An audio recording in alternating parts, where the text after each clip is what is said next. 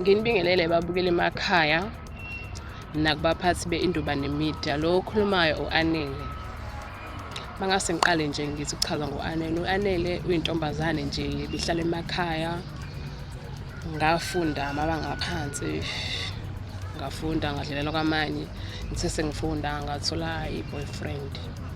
Sajola nayo kwaba mnandi nje. Ngaze ngiqeda no-matric. Sekusuka lapho-ke ngase ngithole isikhala ngaya eThekwini ngiyofunda. Uma ngifika eThekwini ngafika ngajoyina izinto ezingekho right. Ngangenza ngale ndlela bengikhulise ngayo emakhaya. Yabo nje kwahluka. Sengithanda ubumnandi. So ngathi ngisematshwaleni nje ngahlangana nobaba uMhlongo.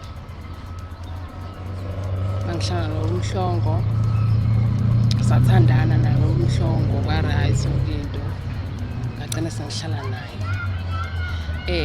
Ababukela emakhaya ngiyacabanga seke bambona uMhlongo kolunye uhlelo oluthi sekanele ngaphansi kwayo Indubane Media. Udaba sasize ngolunye udaba. Udaba lami noMhlongo salungisa kwaba right, saqhubeka kwaba right. And uphinde wavela futhi kolunye uhlelo oluthi udliwa yini ngaphansi kwayo futhi Indubane Media. Kushuthi kahle kahle sesifamily la Indubane Media. Udaba olungilethela ekhaya lokuthi obaba uMhlongo sike sakhuluma ngolunye udaba naye baba uMhlongo la ngangiphatha kahle la ngahlala kahle. Ubaba uMhlongo ufisa ukuthatha lento. Uma ufisa ukuthatha lento le izwa affecta mina because uma ngimitha lento izodla mina ngaphakathi, izodla ingane. Kanti nahlahla baba uMhlongo besithanda ukuba nengane. Ngiyayithanda ingane nawe uyayithanda ingane. Manje besifuna ukuba nawo umndeni sithi sihlala ndawonye. Manje lento ingiphatha kabi.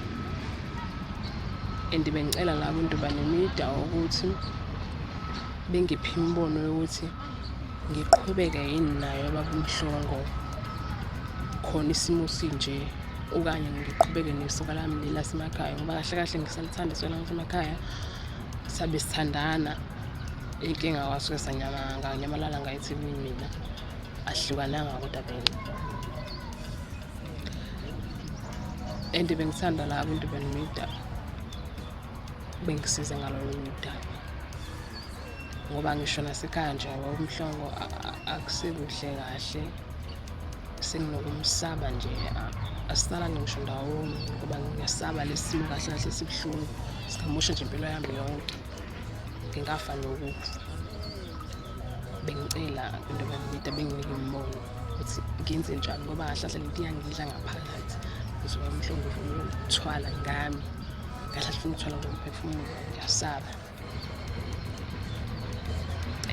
Ngiyabonga Indubane Media besazonginika imbono.